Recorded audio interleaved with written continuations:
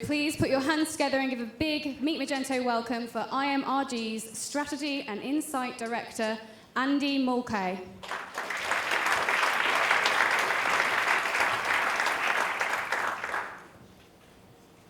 All right, good morning. Thank you for applauding me on. I think that's always a good thing to get applauded on, just in case the presentation's rubbish, I don't get applauded off. It's good to front load that stuff.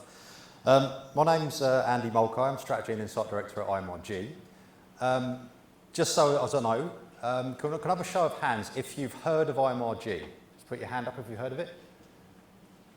That's not bad, I think, not bad at all.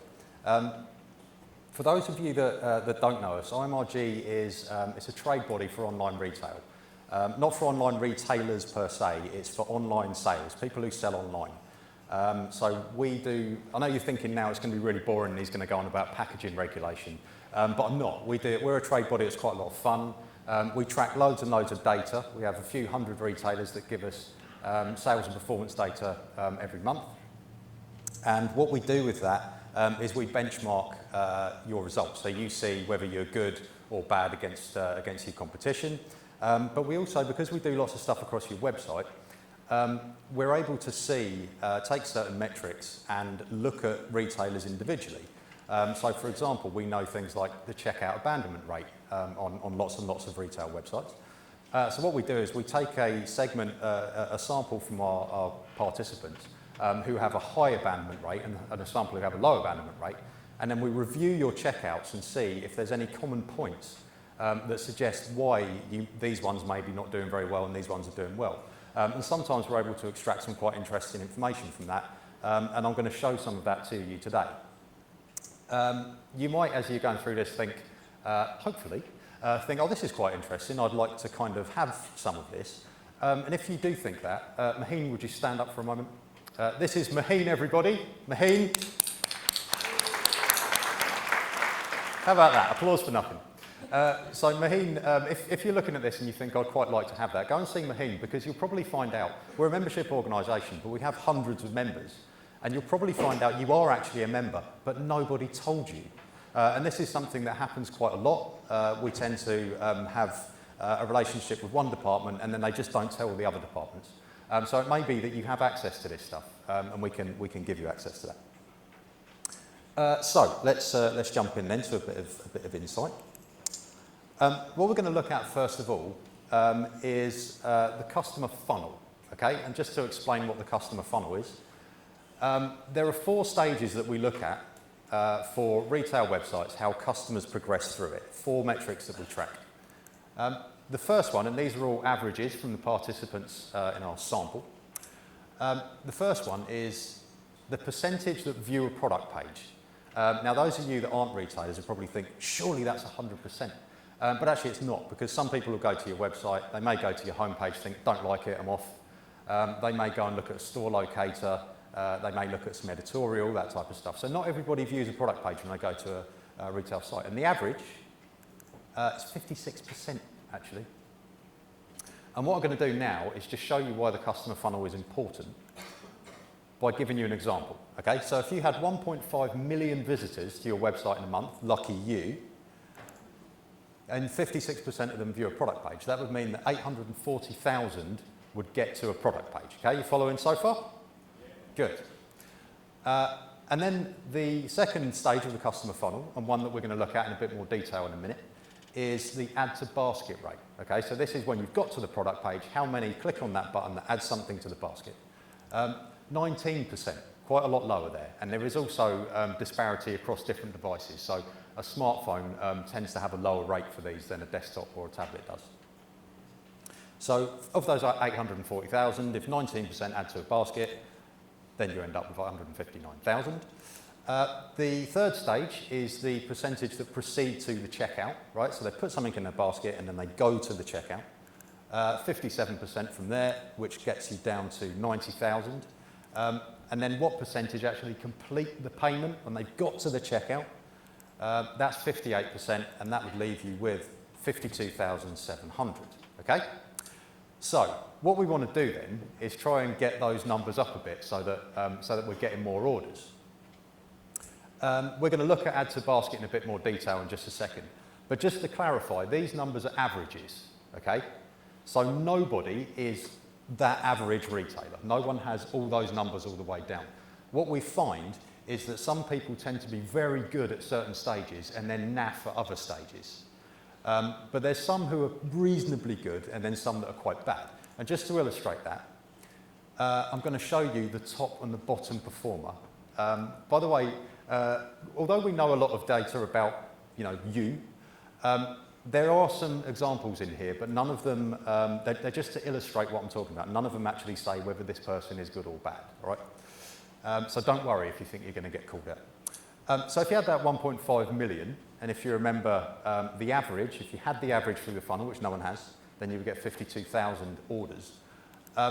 The best performer in that gets 96,000, right? So the one who has the best funnel and that pushes the most amount of customers through to proceeding to paying at the checkout. 96,000, right?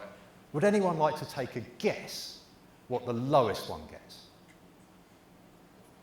10,000. 8,000 orders is the lowest one. So getting that funnel right and optimizing little areas of these, it's very hard to go out and get new customers. It's a really tough market at the minute. But optimizing bits can really make a hell of a difference, as you see with some of this stuff. So now I'm going to give you some examples then. So we carry out a bunch of these studies, and I've just picked out a couple of bits to demo to you here. The first one is add to basket, right? So you have to imagine here we're on the product page, and what we're going to do is we're going to line up a load of retailers like that. So I think there's about 35 in this sample for this study that we did. And each one of those heads represents a retailer, okay? And there is the add to basket rate. So the good performers are sort of 25% plus, and the worst ones, only 10% or less, add something to their basket from the product page. Now what we're going to do is we're going to pick out elements on the websites, okay? So we went and looked at all these retailers, we looked at all their product pages and tried to find common points that suggest why they're good or why they're bad. So the first one is, do they use video on their product pages, okay? Those ones are the ones that had a video hosted on the product page. Now the video could be something like catwalk, or it could be how to put your wardrobe together or make your washing machine work or whatever. As you can see, it's very spread out. So you can't really read from this. If you put a video on your page, you're going to get a fantastic upturn. But when we speak to people about this, video is one of those really ill-defined type things at the moment. No one's quite sure what to do with it. Some retailers use it because they feel that they kind of have to, even though the ROI is actually really difficult to trace. It's also expensive. You have to make the video, obviously. So it's quite a difficult thing to make a decision on. But we do know several that have used video, weren't too sure about the ROI, so they've kind of stopped doing it. But then they're not saying we're never going to do it again. They're just not sure what it does. So I think it's a strong potential, but at the moment it's a bit difficult to understand what it's bringing. Similar product suggestions, okay?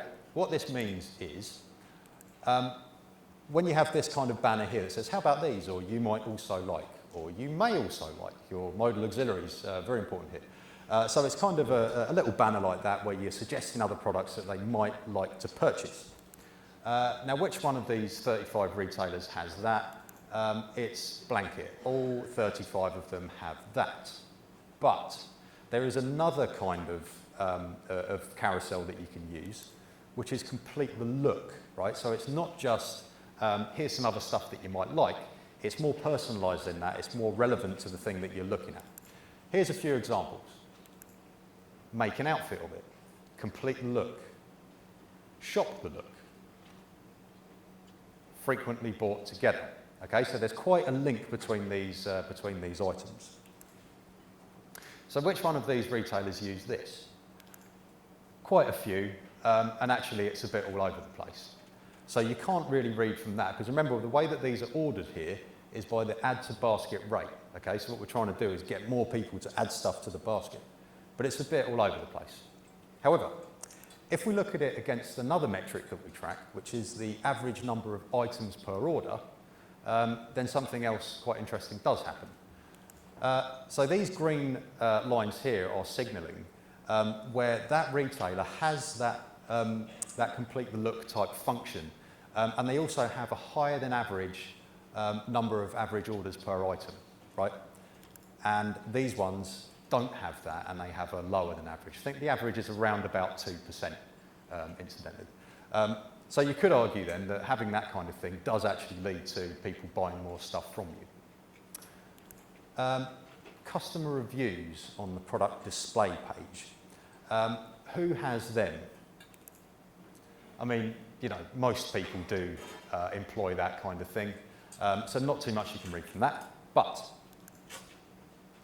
if you look here, that is the kind of structure that someone, a retailer, might lay out for their product page, okay?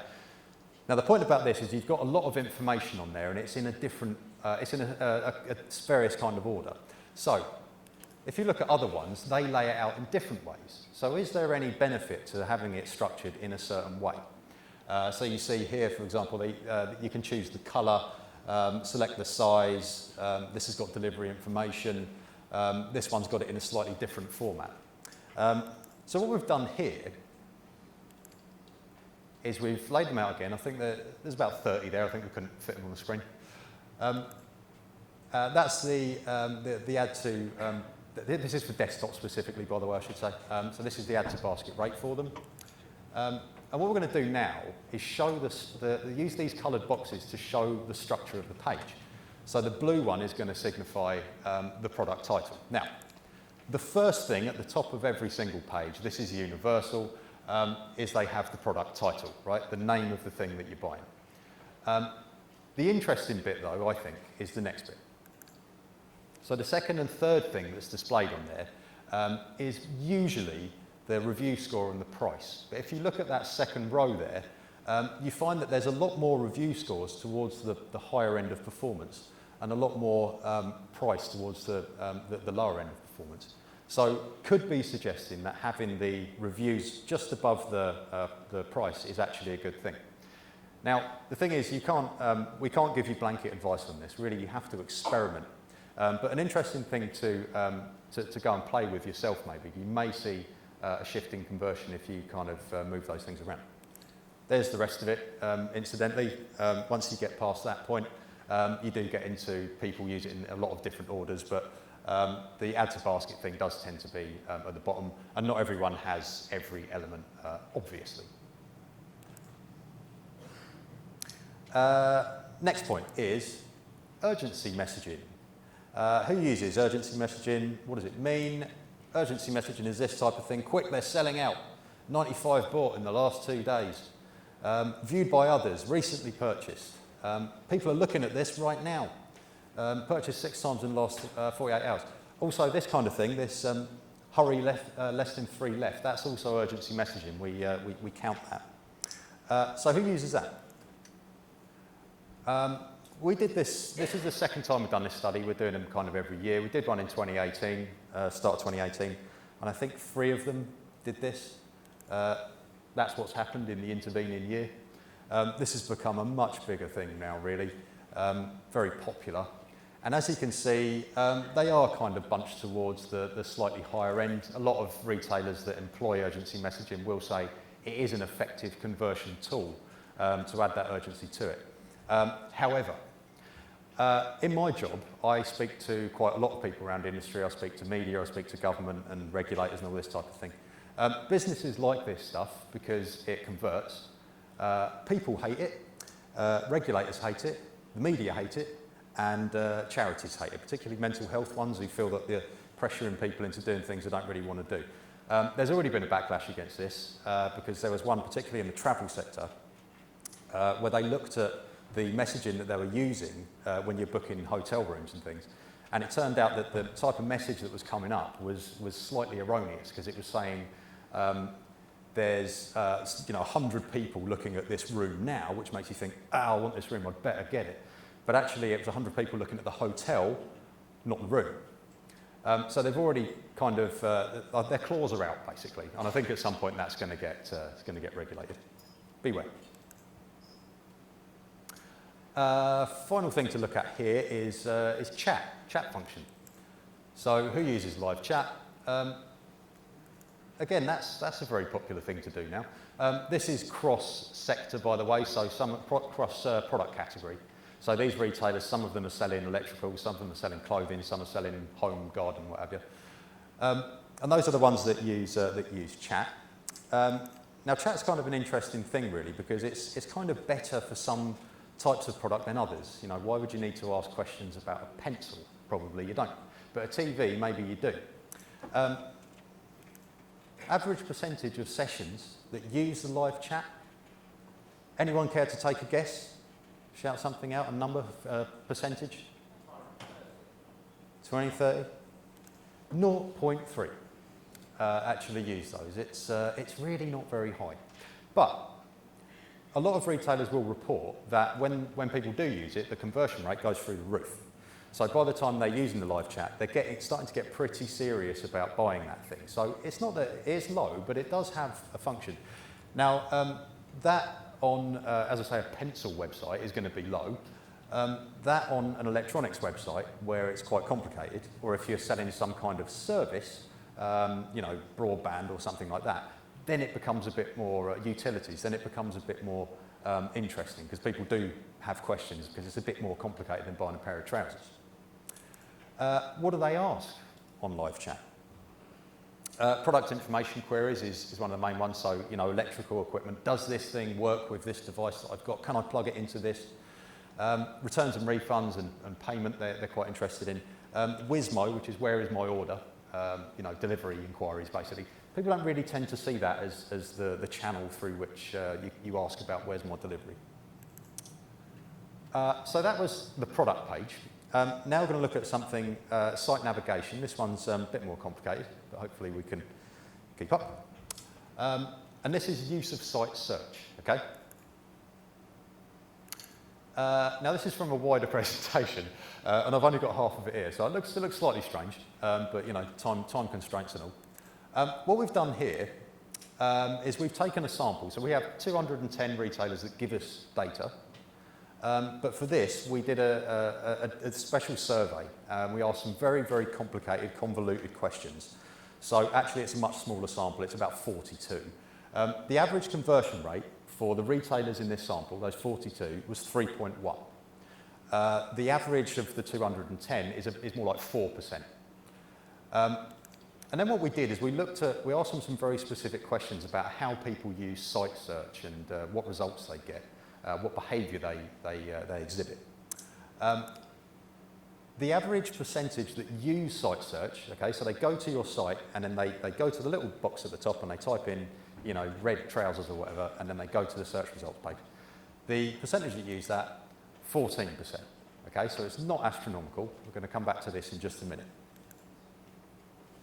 What we're going to do now, just to get this started, so there's a bunch of them.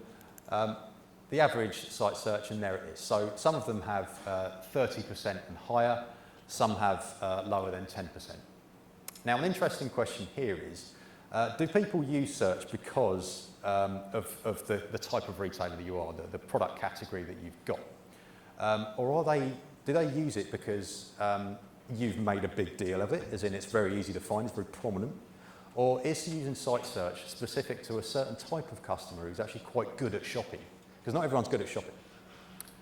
I'm just going to show you something to build on that point in just a moment. The average conversion rate of somebody who uses the site search function, okay, so for total users, everyone who visits your site, 3.1 for this sample. For those that use site search, you think it's higher or lower? Higher?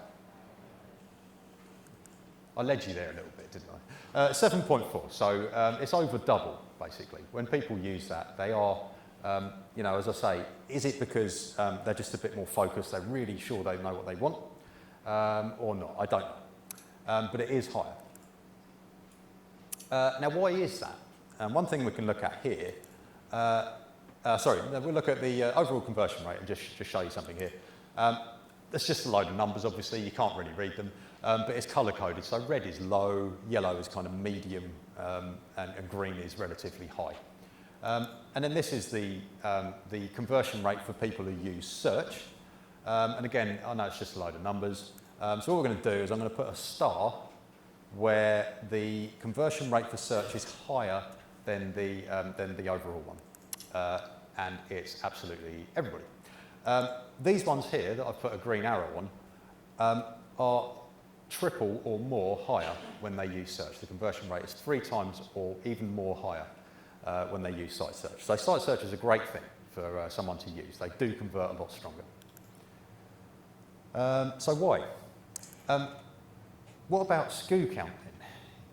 If you've got a kind of product catalogue where you have loads and loads, you have a huge inventory, then maybe site search is a smarter way to do that. So you would think that the more SKUs you've got, the higher the use of site search.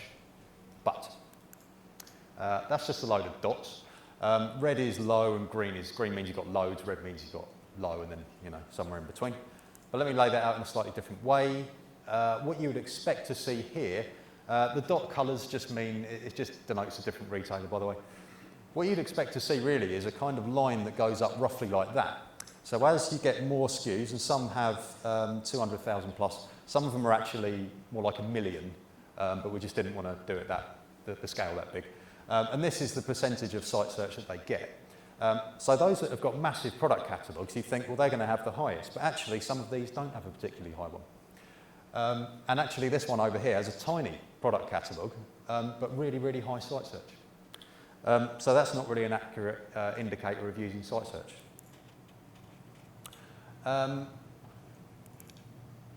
What if they use your site search though, and they don't get any results, right? So I've typed in, let's say, brown leather boots, and it says, sorry mate, we haven't got any of them, so I just get 0 results. We don't have anything on the search results page. Do you think that is going to be higher or lower than that 3.1, right? So if you get no results from the site search, do they convert? Do they just kind of bounce off? Is the conversion rate for those users higher or lower than 3.1? Who thinks higher? Not many, so everyone thinks lower. Lower? Remarkably, it's actually 5.7 for people who don't find anything, right? So they searched, didn't find anything, convert at a higher rate anyway. Why is that? So let's just lay that out. Now I must clarify for this one, I think because when we were doing this, this study, there's a very complicated bit of data to get that one, so there's quite a few that couldn't give it to us because they just don't know. So I think there's only about 12 or so in that particular sample. But that's their normal conversion rate. That's the regular search conversion rate, so they've searched, found something, bought. This is the one after they've searched but not got any results. Those ones there actually have a higher conversion rate for people who don't find anything in the search results. 4 of them have a higher rate. It's weird behaviour. So what's going on with these site search people? Well, I think it could be that you're just a bit more focused when you're trying to use site search, right? So you've got an idea of what you want. You're not just mindlessly browsing or whatever. You're typing in something. And an interesting thing that we've noted about the site search results, if you think about the site search page, the accuracy of the results that you bring back, you would think that getting really strong accuracy would probably be a good thing, and you might have had a bit of a focus on that. But what we found is if you make them too refined, too accurate, then you actually exclude a lot of products that they may be interested in. So what we did is we looked at, we went on all their websites and we typed in a search query that was a colour, a style and a gender, right? So it was like men's brown Sahara boots or whatever it was. And the ones that were too strict didn't actually convert very well. But the ones that brought back a load of other stuff, so okay, I know you've searched for that, but I'm going to put some black boots in there as well, and I'm going to put some brown boots, but a slightly different style. Those ones actually had a better conversion. So you don't necessarily want to get too refined on it. This is something, experiment with everything, I think, is probably the thing that we would say, because logic doesn't always come first here. And that is all, ladies and gentlemen. Thank you.